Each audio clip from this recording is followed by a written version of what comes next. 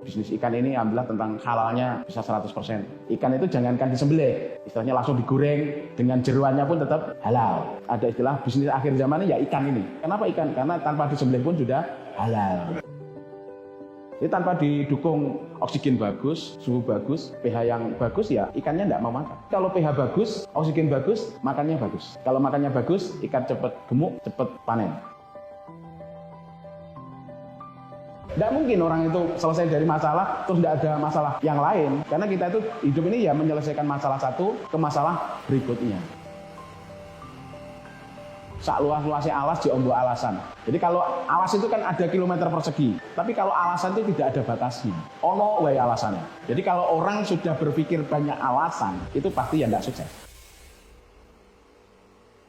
Kebetulan kita mengawali dari 2003 itu sebetulnya saya tenaga sales marketing di Perunggasan. Alhamdulillah dari 2010 sampai 2022 kita konsen di ayam petelur. Kita punya ayam petelur juga. Kurang lebih di 2015 kita mencoba lain, bawahnya ada lelenya. Jadi kita atasnya ayam, bawahnya lele. Kebetulan karena pandemi corona di 2020 omset pakan ayam kita, populasi ayam kita bukan menurun tetapi hilang populasi karena kita dulu punya hampir 250 customer yang kena badai corona itu alhamdulillah pada tidak kuat bertahan, termasuk kita Ngrembaka Group. Kebetulan kita itu punya usaha Ngrembaka Group, ada Ngrembaka Kencono PS, ada Ngrembaka Farm, ada PT Kampung Layar Indonesia, dan yang terbaru adalah Kilang Tilapia. Awalnya kita hanya jual pakan.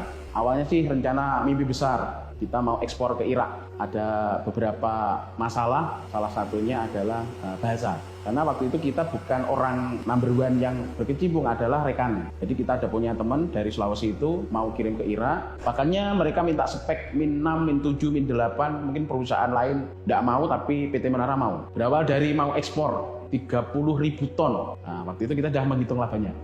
Kesalahannya kita terlalu menghitung labanya. Kalau kita hitung itu buat beli kerupuk bisa 1 kabupaten. Jadi akhirnya malah tidak jadi. Terus pertama kali kita dengan manajernya Menara, Mas Krido, kita datang ke Sulawesi, itu membuktikan bahwa kok pakan ini kok diterima. Nah, ternyata budidaya mereka itu nila. Bahkan kita sampai ke Manado, ke Danau Tondano, itu juga nila semua. Bahkan kita pernah kirim ke Sorong, Papua, juga nila semua. Di sana ada danau, ada selokan yang istilahnya kolam air deras, ada juga yang kolam bulat.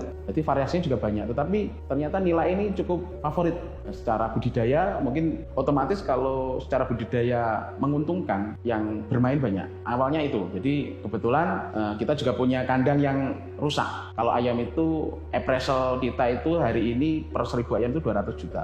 Kita menghancurkan populasi kurang lebih 9.000. Berarti kurang lebih seumpama ini kita bangkit lagi itu butuh modal 1,8 M. Kalau untuk ke Kilang Tilapia, ke kolam bulat HDPE 500 mikron ini kurang lebih di 300-an juta sudah bisa.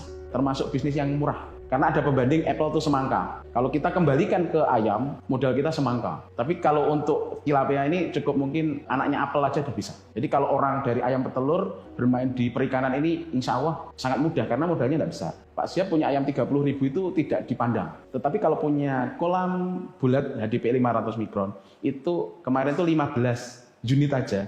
Itu kita sudah terkenal. Apalagi sekarang kita punya 56 dan kita punya keinginan punya 1000 kolam. Bahkan teman-teman itu kebutuhan nila untuk Arab Saudi untuk support makan 3 kali jamaah umroh dan haji itu kebutuhannya 30 juta ton. Sementara yang ekspor itu hari ini Regal Spring, kalau dulu Aqua Farm itu kirim ke Amerika itu 2 juta ton. Jadi ternyata nila ini di sisi yang lain banyak yang mengerjakan, tetapi banyak juga yang tidak tahu. Termasuk saya. Jadi awalnya tidak tahu sama sekali tentang ini. Ngertinya itu iwak nila. Iwak nila atau mujair ini mungkin banyak orang yang tanya ikan yang mudah kawin, mudah beranak pinak, tidak ada nilai ekonominya. Tapi ternyata ketika nila ini dikelola dengan baik dan benar, ternyata punya nilai-nilai sampai ekspor.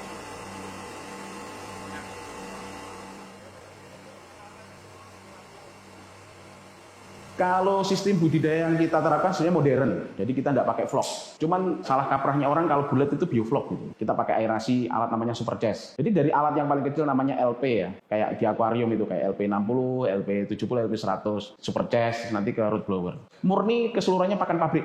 Pakan pabrik tetapi kita bantu dengan probiotik, jamu herbal, ada vitamin growth promotor dan ada molase. Yang modern itu yang bagaimana Mas? mengandalkan pakan. Kalau vlog itu sebenarnya kan budidaya ekonomi yang istilahnya ngirit pakan. Kita mending lebih banyak pakan tapi menghasilkan daripada tidak pakai pakan tapi tidak menghasilkan. Yang vlog itu pasti lama. Terus dagingnya juga tidak mungkin tebel. Tapi kalau kita benar-benar produksi daging. Kalau masalah panen itu sebenarnya tergantung tebar benihnya. Jadi kalau tebar benih kita itu, kalau maunya kita itu gelondong isi 80 lah ya. Itu maksudnya 1 kilo isi 80. Benihnya itu kalau pakannya pakai protein yang minimal 26, 28, 2 sampai 29. Itu kalau untuk target sekilo isi 4, 2,5 bulan udah panen. Jadi pakannya los. Nah, pakannya los karena los kenapa ya? Kita ada aerasi tadi, kita cek oksigen, kita cek pH seperti itu tadi. Jadi tanpa didukung oksigen bagus, suhu bagus, pH yang bagus ya ikannya tidak mau makan. Sekelas Regal Spring, nyewa Danau Toba. Kalau tidak ada cuannya apa mungkin mereka mengerjakan? Istilahnya kalau tidak ada cuannya, sekelas pabrik-pabrik besar itu juga tidak mungkin bikin pakan nila gitu loh. Awal mula 4 itu pun kita pinginnya HDPE yang dikirim LDE. Jenis bahan kolamnya itu namanya kita pakai HDPE 500 mikron. Geomembran, ya terpalnya, bahasa Jawa ini terpale lah ya. 4 belum berdiri kita langsung order lagi 11. Jadi langsung 15. Jadi habis itu 21. Jadi sekarang yang sudah terisi ikan ini semua 36 kolam. Jadi tahap pertama 4, tahap kedua 11, tahap ketiga 21, ini tahap keempat ini langsung 20, terus tahap kelima lagi di Kampung Layar sudah bangun juga 7 hari ini. Jadi panen kita menjadi olahan nila frozen. Produk kilang tilapia ini ada nila frozen, nilanya ada 2 macam, yang marinasi, yang dibumbu, sama yang non marinasi. Jadi ikannya yang bebas sisik, bebas jeroan, sama bebas insang. Ikan ini adalah salah satu lauk pauk yang harus tersedia. Di air tawar ini nila termasuk proteinnya kan protein tinggi. Yang hari ini kita lakukan untuk diameter 4 kita pasang aerasi 8 titik. Sementara pada tebarnya kita kasih 100 ekor per kubiknya. Jadi kurang lebih satu kolam itu kita tebar 1.200-an. Harapan kita panen di angka 200 sampai 250 kilo. Jangka waktu tergantung tebar benihnya. Kemarin tuh kita nyoba awal itu tebar benih di 200, 1 kilo 200. Ya otomatis agak lama ya. Tapi kalau bisa ukur 80 atau 100 untuk size 1 kilo isi 4 atau isi 5, itu insya Allah 2,5 bulan udah panen. Dengan standar pakannya protein yang 28. Minimal 26 lah. Itu nanti intinya akan pertumbuhan cepat, daging tebel seperti itu. Karena kalau proteinnya rendah, otomatis ya panennya lama, dagingnya tipis. Itu intinya per 1.000 itu kita budgetkan 10 sak per 1.000. Jadi kalau ikan 1.200 ya kita pakai 12 sak lah ya. Panennya kapan ya? Pokoknya habis pakan 12 ya kita panen, itu bisa. Jadi kita persiapkan kolam kurang lebih di 3-5 hari. Kita punya produk dari CTSI itu mineral, kita kasih 1 kilo, kita kasih disinfektan untuk sterilisasi air. Habis itu nanti mungkin waktu datang mungkin ada sisik-sisik yang terlepas, kita kasih antibiotik Enro, itu cuma 3-4 hari. Habis itu sisanya kita kontrol pakai alat tadi itu untuk cek oksigen, cek pH seperti itu. Selebihnya perawatan maintenance hariannya ya pakai glontor sisa-sisa kotoran. Terus kita mungkin pagi hari ngejok cuma 2 jari, sore ngejok 2 jari seperti itu aja. Bukan dikuras ya Mas, diglontor. Ya, kita glontor kotorannya tadi itu, amoniaknya. Jadi itu 2 hari sekali atau sehari sekali pun tidak apa-apa. Setelahnya biar ada air yang tidak ada amoniak. Kalau cuma sehari 2 hari kita glontor, aromanya masih enak Mas. Maksudnya dalam artian pekat karena kotoran. Tapi kalau lebih dari 3 hari pasti ya bau lah Mas. Jadi pakan dikasih bibis biar daya cernanya bagus. Itu tadi isinya kita ada probiotik, ada Cetagrovis itu asam amino, ada herbavit itu ya kurkuma, temulawak, sambiloto, habau sauda, ada molase tetes, kita kasih pakan 3-6 kilo, kita biarkan kurang lebih 1 minggu, dan itu bahan yang untuk kita bibiskan untuk membantu pengawalan pakan biar daya cernanya ke ikan ini bisa maksimal. Sangat mudah.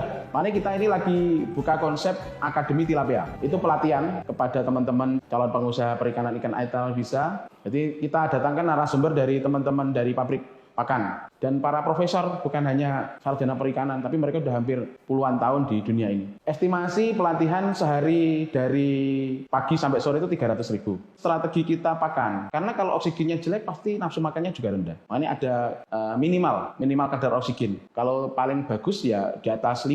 Makanya kita cek oksigen itu kadang-kadang di pagi hari, kadang-kadang di siang hari, kadang-kadang di sore, bahkan di tengah malam. Bahkan kalau habis hujan kita cek lagi. Nah, langkah-langkah kita ya kasih mineral, kita kasih probiotik, tapi paling bagus tetap dikasih di pakannya. Tidak takut boros di pemberian probiotik di pakannya. Tadi kalau sudah ikannya besar-besar rata-rata tetap di angka 5, 5,5, 5,6 seperti itu. pH itu ada standarisasinya sih. Yang paling bagus itu di angka 6 sampai 8. Dan makanya kita di PH itu kita jaga di angka paling bagus ya pokoknya di angka 6,5, 7,2. Kita nanti kalau kurang batasnya itu ya cuma kasih mineral itu tadi. Kelebihan pun kita kasih mineral. Untuk kestabilan lah, cenderung kestabilan. Intinya nanti kalau pH bagus, oksigen bagus, makannya bagus. Kalau makannya bagus, ikan cepat gemuk, cepat panen.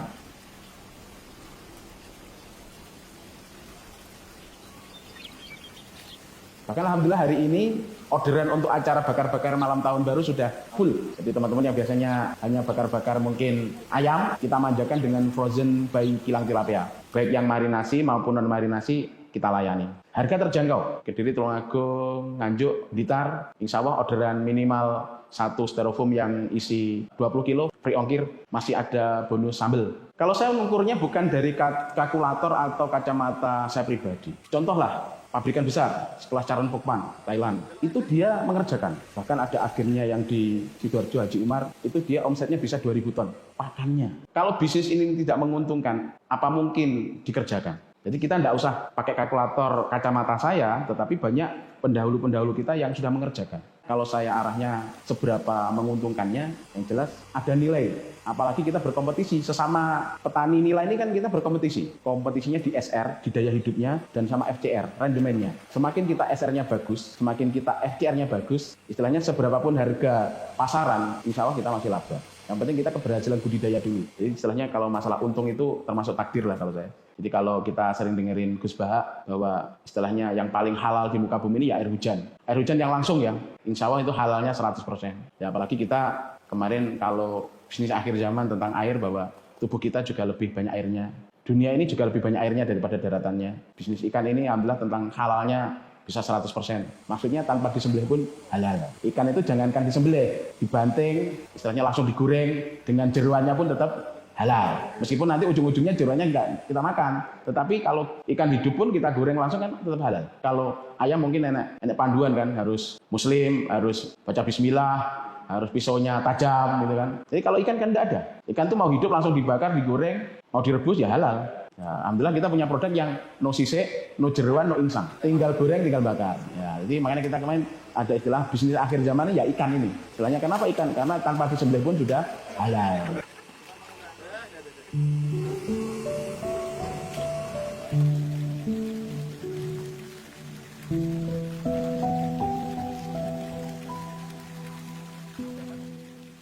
Kalau susah sih sebetulnya banyak, tetapi banyak hal ketika kita itu merasa ya nikmatnya di situ itu aman-aman saja. Jadi tidak mungkin, tidak ada masalah itu tidak mungkin mas. Tapi kalau orang bilang Ngerboko masih eksis, kalau ngomongin susah kok masih di situ aja, kan tidak mungkin juga. Tetapi kalau kita tidak ngomongin susahnya tidak mungkin juga, karena tidak mungkin juga kita bisnis sepanjang 13 tahun ini tidak ada masalah, tidak mungkin juga. Tetapi ketika kita bisa menempatkan ya nikmatnya di masalah itu, kalau orang bilangnya mendengar azan maghrib itu spesial, bahkan azan maghrib kan sama dengan zuhur sama asar tentunya. Tetapi azan maghrib berbeda, sangat spesial karena kita lagi berpuasa. Ketika ada masalah itulah nikmatnya kita jadi pengusaha. Karena nanti begitu masalah itu selesai akan muncul masalah berikutnya. Tidak mungkin orang itu selesai dari masalah terus tidak ada masalah yang lain. Karena kita itu hidup ini ya menyelesaikan masalah satu ke masalah berikutnya. Jadi saya itu sekolah dulu tidak pernah bolos. Karena pesan bapak itu kalau kamu belum pandai jangan bolos. Kamu boleh bolos kalau sudah pandai. Lah saya merasa belum pandai jadi dulu tidak pernah bolos. Ketika saya punya anak, alhamdulillah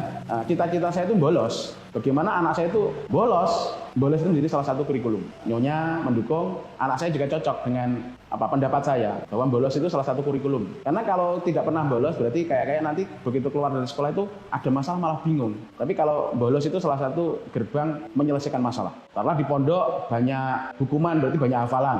Jadi semakin banyak melanggar semakin banyak hafalannya. Terus pernah juga itu saya ajak umroh, tidak apa-apa nanti ujiannya menyusul, malah tempatnya spesial di ruang guru. Sedikit banyak akhirnya anak saya itu tidak tergantung sama temannya. Kalau tidak bisa ya tidak usah dijawab. Jadi kalau ada soal 10 tidak bisa semua, tidak usah dijawab semua. Oh tidak bisa kok. Berarti yang gagal pengajarnya. Mau soal 10 ajar kok tidak bisa ngajar semua. Tapi alhamdulillah secara ranking bagus. Ketika saya ajak bolos 14 hari nilainya dengan teman-teman yang tidak bolos loh maksudnya. Itu juga tidak kalah. Kalau tidak salah masih ranking 2 kalau tidak salah. Jadi meskipun sudah bolos 2 minggu pun, tapi bolosnya bener loh mas ya. Bolosnya kita ajak umroh. Jadi bukan bolos yang di rumah tidak ngapain-ngapain. Jadi bolosnya ini benar-benar sebetulnya salah satu edukasi kalau ada masalah itu pasti ada jalan keluarnya. Jadi kata-kata bolos saya itu artinya bahwa setiap masalah itu pasti ada jalan keluarnya. Nah, kalau terbiasa, insya Allah nanti begitu keluar sekolah itu ya masalah itu jadi nikmat aja gitu, tidak memandang sampai yang harus melakukan hal-hal yang satu melanggar hukum, baik agama maupun negara. Nah, kita kan makan satu piring aja juga satu sendok. Cara menghadapi masalah itu ya tergantung kita, memandang masalah itu sendiri. Jadi cara pandang menyelesaikan masalah tergantung pribadi-pribadi kita. Ada yang masalah sepele, kalau cara pandangnya berat ya akan menjadi sangat berat. Tapi ketika masalah itu ya sangat ringan. Contoh kalau kita bersalah, ya langsung minta maaf kan dia selesai. Dari 90 masalah kan sudah selesai. Karena memang salah satu strateginya ya minta maaf. Tapi kalau minta maaf aja tidak mampu atau tidak mau, ya terurainya masalah juga akan lama. Karena belum adanya permintaan maaf. Kalau kita pengusaha pasti kaitannya tentang nota. Kita dari pabrikan punya utang. Dari customer kita dihutang. Nah, kita taruhlah punya utang ke pabrik 1 miliar. Tapi dana kita yang mancep di bawah 3 miliar. Kan sudah tidak berimbang, Mas. Kan masalah itu. Tapi kita juga menjadikan masalah itu nikmat saja. Satu, strategi kita, nomor telepon kita selalu aktif. Nomor telepon kita tidak berubah-ubah. Alamat tinggal kita tetap, komunikasi tetap. Jalan keluar itu pasti ada. Jadi ketika saya punya hutang di pabrik, langkah pertama yang kita kerjakan adalah kita rundingan bahwa nota di atas ini urusannya ngeremboko. Lah urusan dengan customer, urusan ngeremboko. Lah kadang-kadang teman-teman kan yang nota di bawah ini menjadi alasan. Wah Mas, uangku di bawah sangat banyak, jadi aku belum bisa bayar. Kalau saya enggak, urusan ngeremboko ke bawah, urusan yang ngeremboko, urusan dengan supplier, urusan yang ngeremboko sendiri. Jadi kita berupaya untuk secepatnya lunas. Urusan bawah, urusan kita. Kita sangat bertanggung jawab. Iya, karena labanya juga mau. Masa masalahnya enggak mau? Hari ini kalau pengusaha rata-rata cuma itu. Beda di bawah miliaran, di atas juga miliaran. Nah kita kan kayak empeng melinjo. Di bawah ada batu yang lebar, keras. Di atas juga ada amer yang kuat. Langkah kita adalah komunikasi yang baik. Bahwa akan kita selesaikan secepat-cepatnya. Tidak menjadikan alasan untuk kita tidak bayar utang gitu loh Mas maksudnya. Sak luas-luasnya alas diombo alasan. Jadi kalau alas itu kan ada kilometer persegi. Tapi kalau alasan itu tidak ada batasnya. Ono wae alasannya. Jadi kalau orang sudah berpikir banyak alasan, itu pasti ya tidak sukses. Tapi kalau pengusaha itu harusnya tidak banyak alasan. Hujan ya tidak alasan. Kemarau juga tidak alasan. Dikit-dikit alasan, ban kempes, kemarau, hujan. Itu kalau boleh bilang sandalnya juga menjadi alasan nanti. Payung menjadi alasan. Tetangganya punya hajat jadi alasan juga. Jadi nggak bayar utang itu Pak, banyak BCA. Pak ini musim hujan Pak. Lah nggak bayar kok alasannya macam-macam. Makanya saombo-ombone alas diombo alasan. Karena kita dengan jadi pengusaha ini, satu, kita melibatkan banyak orang. Hidup kita manfaat. Kalau ingin manfaat, ya harus melibatkan banyak orang. Number one yang harus dikerjakan adalah menghitung zakat kita. Zakat 2,5% itu wajib. Karena memang rukun Islam juga zakat. Zakat ini adalah salah satu kunci sukses kita. Jadi sebelum Anda punya perusahaan pun cita-citakan zakat. Karena zakat itu sebagai pembersih. Niatkan zakat. Niatkan membahagiakan orang tua. Membahagiakan orang-orang terdekat ya. Jadi yang kita cita-citakan itu bukan omsetnya berapa atau penghasilan kita berapa. Tapi dengan jadi pengusaha ini kita bisa berbagi dengan tetangga, punya karyawan, bermanfaat bagi orang lain, bisa menciptakan peluang pekerjaan, dan utamanya yang kita cita-citakan itu berzakat. Berzakat otomatis kalau zakat, kalau itu nunggu nisab. Kalau kita tidak level itu berarti harus sedekah, berkorban. Sampai hari ini kurang lebih, ngeremboko ini usianya kurang lebih di 13 tahun.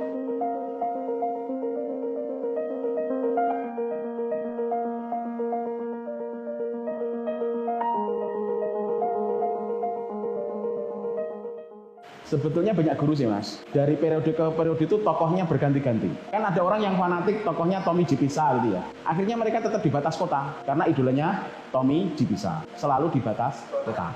Jadi tidak pernah ke dalam kota. Atau dia inspirasinya Rhoma Irama.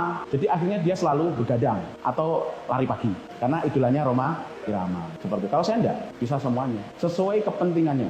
Jadi kita menunjukkan bahwa tidak ada fanatisme tentang tokoh. Tapi kalau dari narasi di atas tadi ya, salah satu Siti Khadijah, salah satu Abdurrahman bin Auf, Umar bin Khattab, itulah saya kira Khulafaur Rasyidin itulah menjadi tokoh-tokoh. Bagaimana mereka mengawal Rasulullah dalam berdakwah ketika sebelum berjaya Islam sampai berjaya Islam seperti itu. Sesuai kalau kata Mbah Mun ya, ihdinas siratal mustaqim, siratal ladzina an'amta 'alaihim. Jadi orang-orang soleh yang telah kau beri nikmat seperti itu. Jadi sebelum kita meninggal itu diwajibkan untuk bermanfaat. Tetap pesan-pesan saya sebagai muslim ya, Islam yang kuat, didopong gizi yang kuat juga. Karena kalau Islam tak kuat tapi gizinya tidak kuat ya oleng. Ya perbanyak makan nila. Karena di nila ini proteinnya cukup, omega 3, omega 6, DHA itu salah satu fungsinya kalau kita yang muda atau yang tua itu bisa mengurangi kecemasan.